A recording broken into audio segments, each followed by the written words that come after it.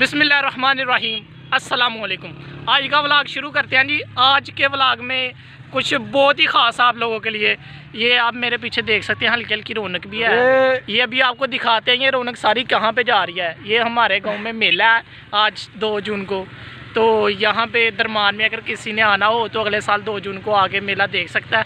और इस मेले पे क्या क्या होता है, किस तरह लोग प्रोग्राम, किस तरह लोग बूंदी वगैरह भी लगाते हैं, चले ये भी मैं आपको बता देता हूँ।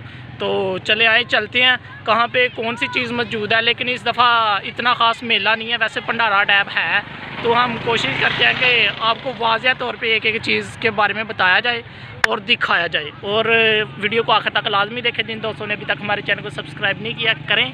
और चले आए चलते हैं, चलो जी। तो नाज़रीन, ये मेला शुरू हुआ हुआ इधर, इतनी रौनक नहीं है इधर, काफ़ी छोटा सा मेला है कोरोना की वजह से ना, तो आप इंजॉय कर रहे हैं, बस यही है मेला बस।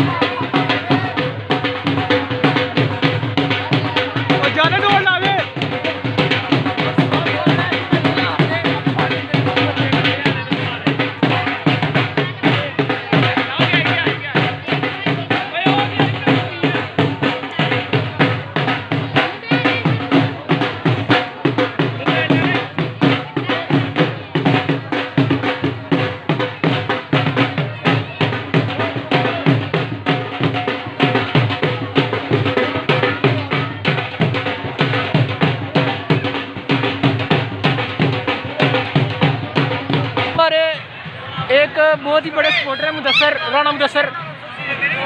तो ये राणा मुदस्सर के भाई राणा मोहसन, ये शाह जी इधर देखिए, शाह जी को शेर सुनाओ, शाह जी को शेर तो रहने दो, शाह जी मूड साहब बोलो इंजॉय हो रहा है लोग। तो नाजरीन साढ़े ब्लॉगर ये ब्लॉगर चुप ही कर रहे हैं, पट्ठे को उतरने जाके उन्हें टेंशन पई दी है। क्यों टेंशन वाली केड़ी गल है? वो साढ़े अंसर बॉस पता नहीं कितने चला जाने। चलो जी, साढ़े एक ब्लॉगर ने पुलिस वाले ने फाड़ लिया, छुड़ाइए। मेले की किसकी लेते हुए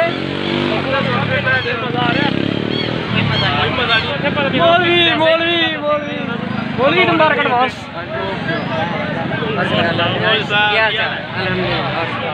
मुश्किल पुलिस वाला को जान छुड़ा के आया है, पुलिस वाले जान नहीं छड़ रहे। ए मेला मना रहे ना। ओए की कहने पुलिस वाले तेन राणा साहब, पुलिस वाले की कह रहे सी? तो नाज़रीन, ये लॉकडाउन को मद्देनज़र रखते हुए 6 फुट का फासला। तो नाज़रीन, ये 6 फुट के फासले पर होके जंपिंग पे झूला ले रहे हैं। तो ये हमारे व्लॉगर अपनी किस्मत आजमा रहे हैं। ये तजर्बे लगा रहे हैं जनाब, पूरा आता भी है कि नहीं, पता नहीं की डील कर रहा है ना जी ना, कोई चक्कर नहीं।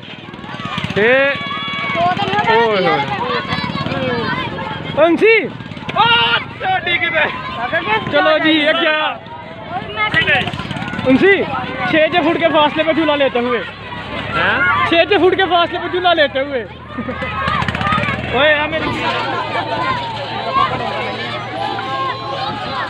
इस दफ़ा इतना बड़ा मेला नहीं हुआ लॉकडाउन की वजह से,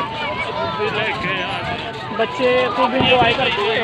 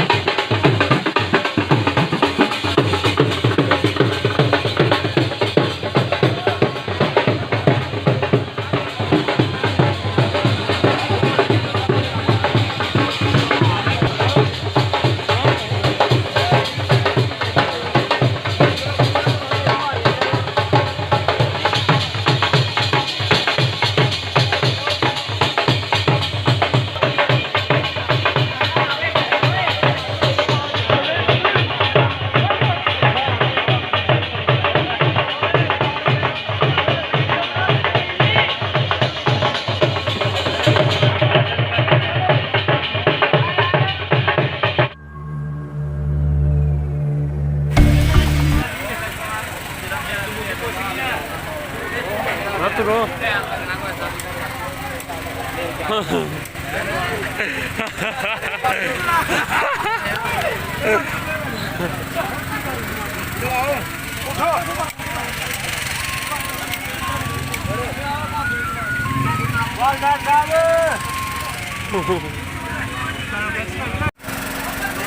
मेसू मेसू की तैयारी हो रही है जी।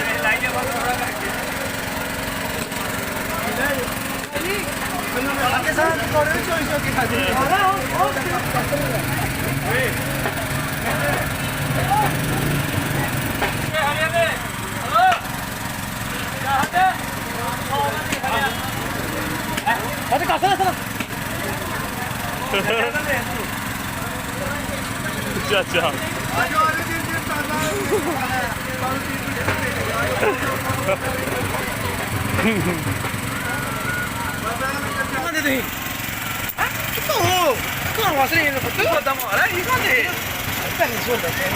आगे जो सर कोई टेंशन नहीं मैंने से तार लाई दी अगे फट फट फट